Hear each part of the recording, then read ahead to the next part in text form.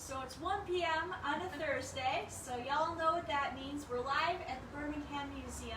I'm Caitlin and this is Donna. Hello. And Donna, I have to ask. Yes. Are you hot and all that? Caitlin, let me ask, are you hot and all that? Yes. So yes, I am. The answer is yes. Yes, it's 90-something degrees out today, and I have a feeling that no matter what you wear or don't wear, you're going to be hot today. Indeed, yeah. Now, one of the nice things about clothes like this, though, is that they are designed for the fact that it's going to be hot outside. People in the 19th, 18th, no, until 1902 didn't have air conditioning. What was air conditioning? They had no clue. So they had to find other ways to stay cool during the summer. And yes, people complained about the heat back then. I'm sure you have read. Oh, I've come across many an example of people just complaining about how hot it is, or the bugs, or the unrelenting sun. Yeah, summer is always an interesting time. But I'd almost bet that I'm as cool as, or as cool as you can get, as you, or maybe I'm actually a little more comfortable than you in kind of a way. Right. So what I'm wearing is said cotton, and if you look real close, it's perfectly sheer. I let you hold the dress before I put it on, and it was weighed super light. super light, so almost no weight at all. Very light, as you can see. The sleeves are sheer, so the wind can blow through. Even though I am covered with a white bodice, my shoulders, my neck, everything is just nice, and it allows a breeze to go through. But it's also 100% cotton, and cotton and natural fibers breathe so much better than a lot of the fabrics do today. Right. I am wearing some fast fashion 100% polyester, which is essentially plastic. So it's just holding in all the heat. So even though I do have short sleeves, I am wearing cropped pants. All that heat is staying right on top of my skin. Right. So my body's dissipating it through the cotton. Mm-hmm. Another great thing about hoops, now before hoops, I am gonna say the poor ladies of the 1840s, 1850s, before the framed hoops came out, were probably a lot more miserable. Because you would have to have those 12, 13, 14 petticoats to get the silhouette that was required for the time. Yeah. But what's really nice is that I have all my petticoats being held up by this.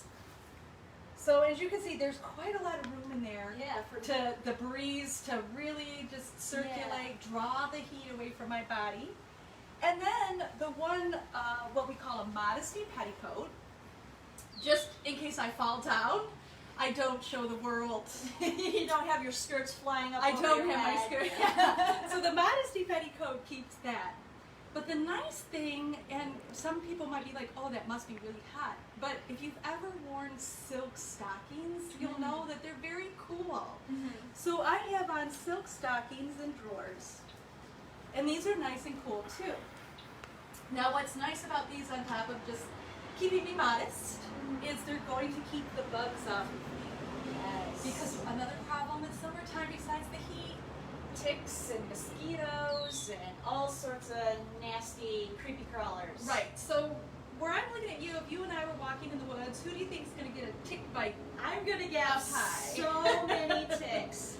When I used to live in Minnesota, me and my dog would always have competitions each summer, like who would get the first tick. Oh, And it was the worst competition, but it was Minnesota. Like, what else were we gonna do with our time?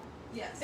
So even gentlemen at this time period would have been conscious of things like ticks and bugs, things like that. So they would wear a very light cotton drawer that they would tuck into their socks. And then the pants go over the socks. So if the ticks try to crawl up, they get confused, they drop off because they can't get to your skin. Right. Yeah. Is it hot? Yeah, but you're hot too. There's no escaping it. There's no, you're not going to escape the heat no matter what you're wearing. Another thing that my clothing does, that your clothing doesn't, is mine protects me from the sun. Ooh, very good point. We are on a covered porch right now, so we do not have the sun beating down on us. Right. But if we were to take a few steps that way and go into John West Hunter Park, Right. we would be in And where I can protect my face, and my arms, and my legs, and my shoulders from the sun, you look like you could burn. You know what? I am super Irish. You are so super know I Irish. burn. So that burn is going to make you even hotter. Yes. And I'm not going to have that. So yes, you can add sunscreen today, Right. but we didn't have sunscreen in the 1800s. So people had to find another way. Mm-hmm. And so even though we think of, oh, they must have been so miserable back then, there was really a lot of ways to mitigate that. Yeah. Now another thing too is, we're standing on a porch. Oh yeah. So I love porches. They're wonderful things. Mhm. And in the 19th century, they were absolutely necessary. Mm. We think of them as like, oh, I'd like to have a porch, but do I really need one? Right. Yeah. Like all you're gonna do is sit on it and like judge your neighbors. Right. Nowadays. But that's So- okay. Which is a fun activity. Which is I fun. mean, Hey, I'm sure they did that back then too. But to really, where we can escape at noon into the house and it's cold and we're like, oh, I'll relax, or we can go shopping or whatever. We can do something when it's cold. Back then, it was like you did all of your whole schedule is different than it is today. You did all your chores early in the morning. Everything should be done by noon. Dinner, cooked, everything done by noon. You sat down, you ate dinner, and then you reposed on the porch, usually a north or east facing porch. Your day consisted from 1 to 4 of doing relaxing chores. Maybe sewing, maybe knitting, doing some mending. Something you can do seated. Right. You're not running all over a hot kitchen or running up and down the stairs dusting Right. or something. If you're a gentleman and you plowed all morning, you may just sleep. It's siesta time. Yeah. Or maybe the morning wasn't that hard, so you catch up on your reading, or maybe you're tinkering with something that broke and needs to be fixed. Your honey-do list. Yes. Your to-do list. So porches were actually a necessity. They were a great way for people to kind of ride out the hottest part of the day. Right. And in some parts of the country too, you might sleep on your porch at night. Right. And if you didn't have a porch, if you lived in the city, like I've seen pictures from the turn of the century where people are, there's a wide lawn in front of, the state courthouse, and it's just full of people sleeping for the night. And they weren't homeless. They No, weren't, no. they weren't homeless people. They were just like, I can't be in my home. Yes, it was so hot that you can't even sleep in your home, so you are outside. Right. And screens, believe it or not, were being advertised as early as the 1820s here in the United States.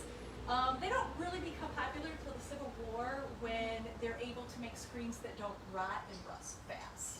So a painted screen. So when you think of those screened-in porches and letting the air through your house, well, before the 1860s, you had to deal with a lot of bugs. So sometimes it was cheesecloth, and sometimes it was you just dealt with the bugs, or you dealt with the hot stuff in the house. Right. And you did complain about it. You Yes. complained about it a lot. So yes, some people say, oh, well, people were stoic back then, and they never. Well, read some diaries. They look that way in photos. But yeah, I mean, I've read a lot of letters where people are writing, and they're like, oh my gosh, like, you know how hot this gets, you know how miserable it is, like, we have not moved from this chair in like 8 hours. Yes.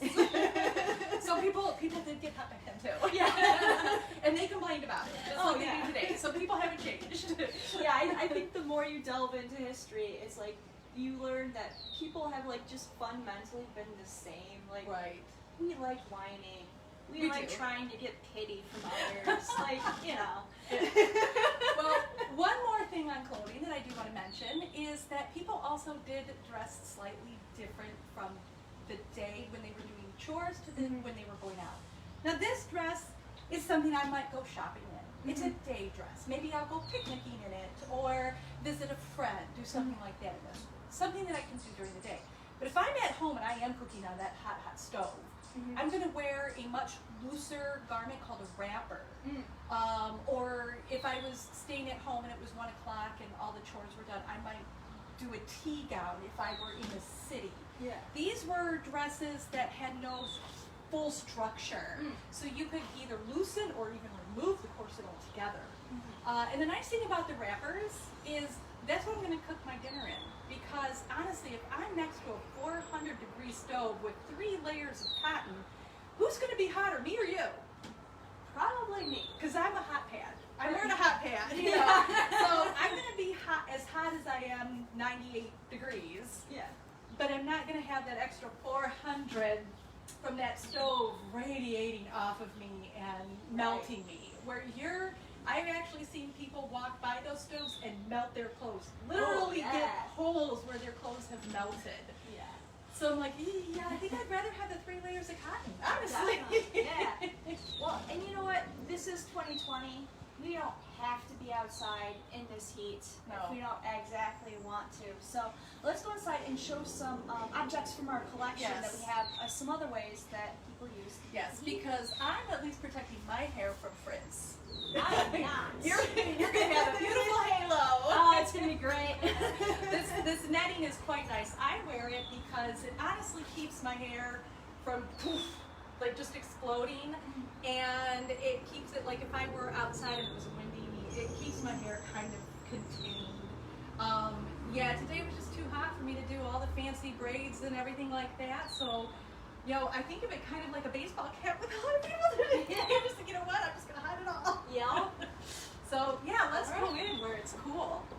And I'm just going to swish through.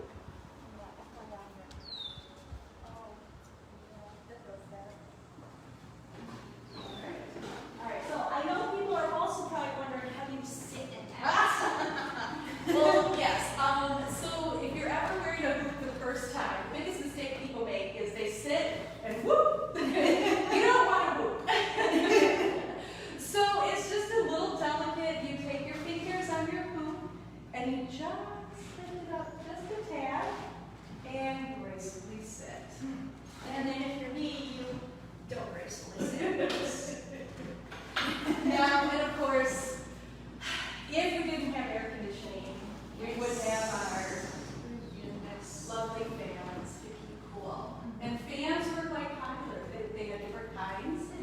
You're holding a nice wooden fan. That's a new version. But they did have those kinds of fans, and what you could do is put oil on them. And we were talking earlier about the big old Horses on the street.